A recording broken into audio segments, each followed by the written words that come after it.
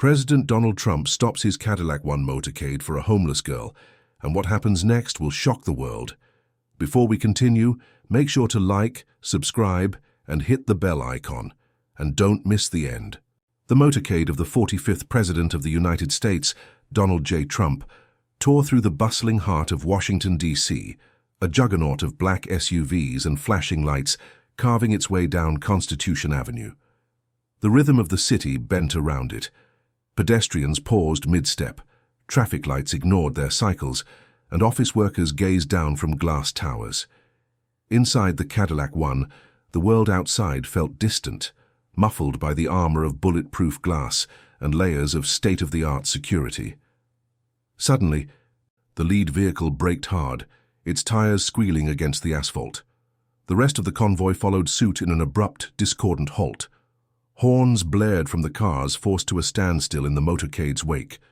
Trump, seated in the back seat and reviewing notes for an upcoming Capitol meeting, frowned, the furrow deepening as he looked out the window. A sight on the sidewalk caught his attention. Amid the grey slush of a December afternoon, a little girl sat huddled against the cold brick wall of a narrow alley near 7th Street. Her dark hair fell in limp strands across her pale face, and her knees were drawn tightly to her chest beneath a coat that appeared far too thin for the brutal wind whipping down the avenue. In her hands she held a battered piece of cardboard, its message scrawled in uneven, trembling letters. "Hungry. Need food for me and my mom." For a moment, the president didn't move. He simply stared, his expression unreadable. Then, almost imperceptibly, his jaw tightened.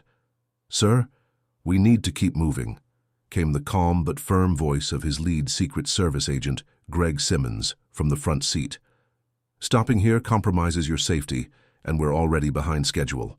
Trump didn't answer. He opened the door. "Sir, please." Simmons' protest was cut short by the dull click of the latch and the hiss of the door as it swung open. The frigid air blasted into the car, making Simmons' hand instinctively hover near his sidearm. Trump stepped out. As his polished black loafers hit the pavement, the surrounding agents sprang into action, forming a protective semicircle. Bystanders, already gawking at the halted motorcade, now whipped out their phones, their murmurs turning into an excited buzz. This was no ordinary spectacle. The president strode toward the girl, his long overcoat billowing around him. His towering figure cast a shadow over her as she looked up, her eyes wide with a mixture of confusion and fear. "What's your name?" Trump asked, his voice steady, yet softer than anyone expected. The girl blinked, hesitant. "Emma," she whispered, clutching the cardboard sign tighter. "Emma," he repeated, crouching down to meet her at eye level. The President of the United States, whose speeches often boomed over stadium crowds, now spoke in a tone barely above a whisper. "Where's your mom?" "Back there," Emma said, nodding toward the alley behind her. "She's not feeling good. She told me to stay out here." Trump glanced over his shoulder, gesturing subtly to one of the agents. The man slipped into the shadows of the alley to investigate. "Are you hungry?" Trump asked, returning his attention to Emma. She nodded. Her chapped lips and hollow cheeks answered the question better than words could.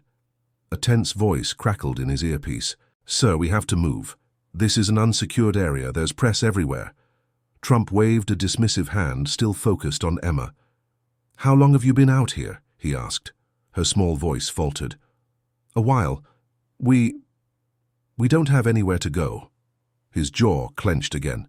"Mr. President, please," Simmons said, stepping closer, his tone desperate. "This is a logistical nightmare. We need to—" Trump cut him off, standing abruptly. "If we don't stop for her, who will?" His words were sharp, slicing through the din of murmurs and the hum of idling engines. He turned to another agent. "Get her something warm to eat. Find the mother. Now." The Secret Service team exchanged uneasy glances, but moved swiftly to follow his orders. Trump looked back down at Emma. "You'll be okay," he said, as much to himself as to her. And then, for the first time in years, the man known for his unshakable persona felt a pang of uncertainty. Trump stood, brushing off the frigid wind biting through his overcoat, as Emma clutched her cardboard sign like a lifeline. The chatter of the growing crowd rose behind him, a mix of curiosity, disbelief, and, above all, the hum of countless phones capturing every detail. The small child at his feet seemed oblivious to the world beyond her immediate hunger and fear. The agent sent into the alley returned, his face grim. "Her mother's there, sir," he said quietly. "She's conscious, but weak, likely malnourished." "We should call for medical assistance," Trump nodded sharply. "Do it, and get them both somewhere warm."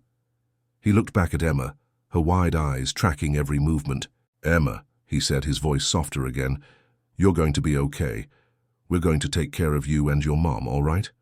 Her lips parted, trembling, but no words came. She just nodded, clutching her sign tighter. Trump turned to one of his aides, a young woman with an iPad clutched to her chest. "Find the nearest hotel," he ordered. "Something nice. Make sure they're comfortable. Call ahead and have a room ready." The aide hesitated for a fraction of a second, clearly torn between her training to prioritize the president's schedule and the sheer humanity of the moment unfolding before her. "Right away, sir," she said, disappearing into the flurry of agents. The crowd thickened. The flashing lights of the motorcade reflected off the windows of nearby buildings, creating a kaleidoscope of chaos.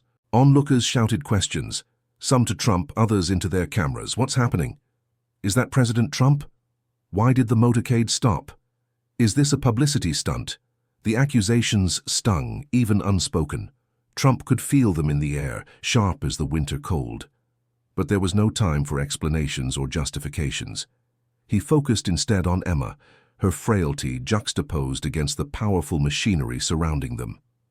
"Mr. President," Simmons said again, stepping closer, his voice measured but urgent. "We're losing control of the situation. We need to move you, now." Trump glanced at him, then back at Emma. "We don't move until I know they're safe." A murmur swept through the crowd as an ambulance arrived, its siren muted but lights still flashing. EMTs hurried into the alley, emerging moments later with a stretcher carrying a frail woman, Emma's mother, Angela.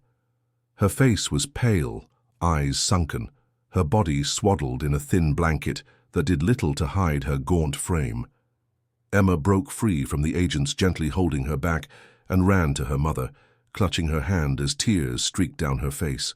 Trump followed, his towering presence suddenly feeling out of place in the raw intimacy of the scene. Angela turned her head weakly toward him. "Thank you," she whispered, her voice barely audible over the murmurs of the crowd and the hum of idling engines. Trump nodded. "You focus on getting better," he said. "We'll take care of the rest." But the moment refused to remain private. The clicks of cameras and the glow of phone screens were relentless.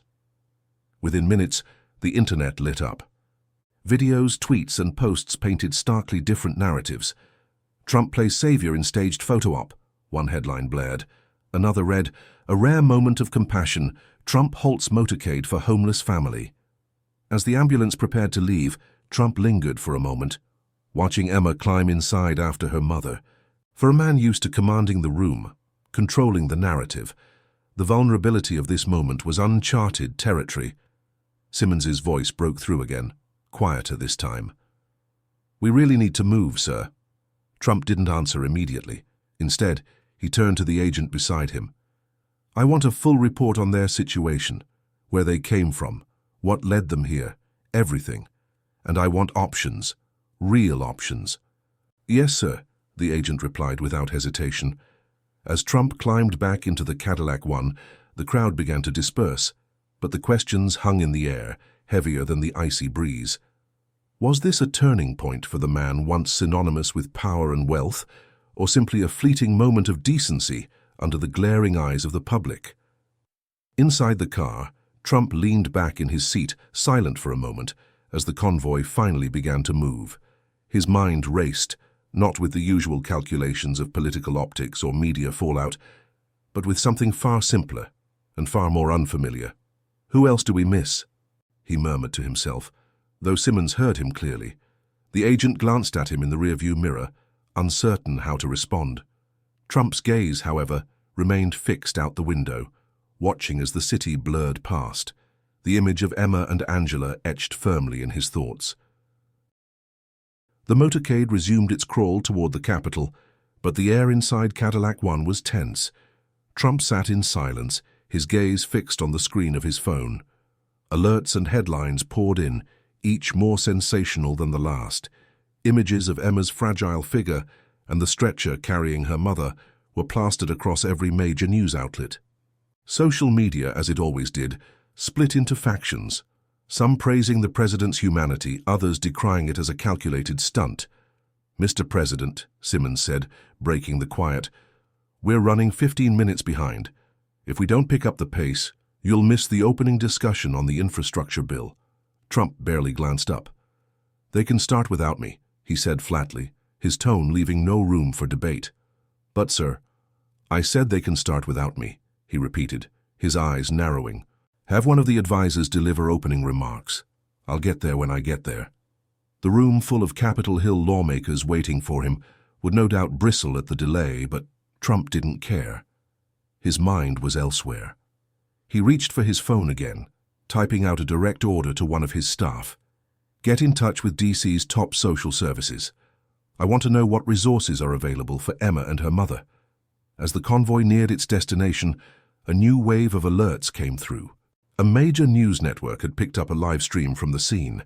The footage showed Trump kneeling before Emma, speaking to her with a surprising gentleness. The voiceover was split between commentary and skepticism. "Is this a rare glimpse of Donald Trump's softer side?" the anchor asked. "Or a carefully orchestrated move to soften his public image ahead of next year's election?" The question lingered, even as the convoy pulled into the underground parking lot of the Capitol. Trump exited the vehicle to be greeted by a swarm of aides and advisors, their faces tight with anxiety. "Sir, we've already started damage control," one of his press secretaries said, speaking quickly. "We've prepared a statement framing this as a personal act of kindness, unconnected to policy. We think it's best to—" "Don't," Trump said, cutting her off mid-sentence. The team froze, stunned. "Don't spin this," he said, his voice firm but calm. "I stopped because I saw a little girl in trouble. End of story. If the press wants to tear that apart, let them." One of his senior advisors stepped forward, his tone carefully measured. "With respect, Mr. President, this is bigger than a single gesture. It's going to shape how the public sees you, and not just today. We need to craft the narrative." Trump shook his head. "The narrative is that a little girl and her mother were hungry and freezing. That's all anyone needs to know." He turned and strode toward the Capitol's grand entrance, leaving the group to exchange uneasy glances. Inside, the meeting on the infrastructure bill began, but Trump's focus was fragmented. As senators debated the allocation of funds for bridges, roads, and broadband, his thoughts drifted back to Emma. He couldn't shake the image of her small, shivering frame, the cardboard sign in her trembling hands. Later, during a brief recess, Trump's phone buzzed. It was an update from his aide about Emma and Angela. They had been checked into a suite at the Hay Adams Hotel, one of DC's finest. Angela had received medical attention, and preliminary reports suggested severe malnutrition and exhaustion, but nothing immediately life-threatening. Trump leaned back in his chair, letting out a breath he hadn't realized he was holding. For the first time since the encounter, he felt a flicker of relief. But it was short-lived. Another text came through. "Media inquiries are skyrocketing. Everyone wants a follow-up interview or statement." By the time the meeting adjourned, the media frenzy had reached a fever pitch. Outside the Capitol, reporters swarmed, shouting questions that ranged from heartfelt to accusatory. "Mr. President, will you meet with the family again? Is this a turning point for your administration? Was this just a PR stunt?" Trump paused on the Capitol steps, his towering frame backlit by the dying glow of the afternoon sun. For once, he didn't dodge the cameras. Instead, he turned to face them, his expression uncharacteristically thoughtful. "I stopped because I saw someone in need," he said simply, his voice carrying over the chaos. "That's all there is to it. Now, if you'll excuse me, I have work to do." He stepped into his waiting car without further comment, leaving the reporters scrambling for more sound bites. As the motorcade pulled away, Trump glanced out the window, his reflection blurring against the backdrop of the city. This wasn't over.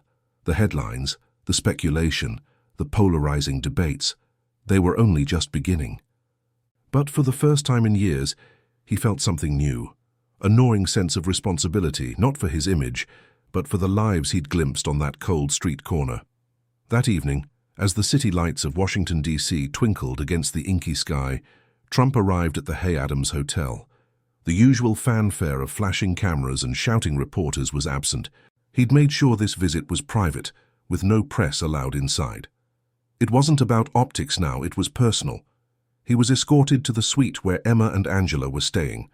When the door opened, Emma's face lit up in a mixture of recognition and disbelief. "You came," she said, her voice small but warm. Trump smiled, stepping inside. "I said I would, didn't I?" The suite was modest compared to what Trump was accustomed to, but to Emma and Angela, it might as well have been a palace. The table was set with a simple meal of roasted chicken, mashed potatoes, and green beans. Room service, but it felt like a feast to them. Angela, seated in a chair by the window, looked frail but more alert than before. Her hands trembled slightly as she rose to greet him. "Mr. President," she began, her voice cracking, "I don't even know how to thank you." Trump held up a hand to stop her. "Don't, just focus on getting better." As they sat down to eat, the conversation flowed naturally, though it was laced with a somber undercurrent. Angela recounted how she had lost her job when the restaurant she worked at shuttered during the pandemic. Her savings had evaporated within weeks, and with no family to turn to, she and Emma had been evicted. "We tried shelters," she said, her eyes welling with tears. "But they're so crowded, and Emma, she's just a kid. I didn't want her exposed to—" Her voice broke and she looked down at her plate, ashamed. "You've given us more than shelter. You've given us hope," Angela said, finally meeting Trump's gaze. "I don't know how we'll ever repay you." For a moment, Trump said nothing, the weight of her words sinking in. When he spoke, his tone was uncharacteristically soft. "You don't owe me anything. Just promise me you'll get back on your feet, that's all I want." Emma, sitting beside her mother, chimed in, "I want to go back to school. Can I do that now?" Trump's smile returned. "You can do anything, kid, and I'll make sure you have what you need to get there." Later that night, as Trump left the hotel, he found himself reflecting on Angela's words. Hope. It was such a small thing, intangible yet powerful. And for a man who had spent much of his life chasing tangible achievements, skyscrapers, wealth, power, it felt strangely profound. The next morning, he called a meeting with his senior staff. The discussion wasn't about the infrastructure bill or any of the usual political agenda items. Instead, he laid out a bold new initiative, the American Hope Project. Its mission would be to provide housing, job training, and educational resources for struggling families across the country. "This isn't about politics," he said firmly. "This is about people." The announcement of the project later that week sent shockwaves through the media. Critics questioned the timing and motives, while supporters hailed it as a step in the right direction. But what no one could deny was the immediate impact. Inspired by Trump's actions, donations began pouring in, not just for Emma and Angela, but for countless other families in need. Social media campaigns and grassroots movements sprang up, with people organizing food drives, shelter renovations, and job fairs in their communities. Emma and Angela became unlikely symbols of resilience and hope. Interviews with them painted a picture of a mother and daughter determined to rebuild their lives. Angela secured a job at a local non-profit, while Emma returned to school with a renewed sense of purpose. Their story touched millions, proving that even the smallest act of compassion could create ripples of change. At a press conference weeks later, Trump addressed the nation. His tone was measured, his words carefully chosen, but there was a rare vulnerability in his demeanor. "I've spent my life building things, hotels, towers, businesses," he began. "But what I saw that day on the street wasn't something you can build. It was something you feel. It was a reminder that no matter how much power or wealth you have, it means nothing if you can't use it to help someone in need." He paused, glancing down at the podium before continuing. "We all have a duty to lift each other up. Emma reminded me of that." The room fell silent, the weight of his words hanging in the air. For once, there were no interruptions, no shouts from reporters trying to get a word in edgewise. It was a moment of collective reflection. As the press conference ended, Trump walked off stage, his expression thoughtful. The story of Emma and Angela wasn't just about them, it had become a story about the nation, about the capacity for kindness and the possibility of change. And though Trump would remain a polarizing figure, that one act of compassion had done something remarkable. It had stopped a motorcade, stopped a nation, and perhaps stopped a man in his tracks long enough to look at the world through a different lens. Hope you enjoyed the story. Let me know your best part in the comment section.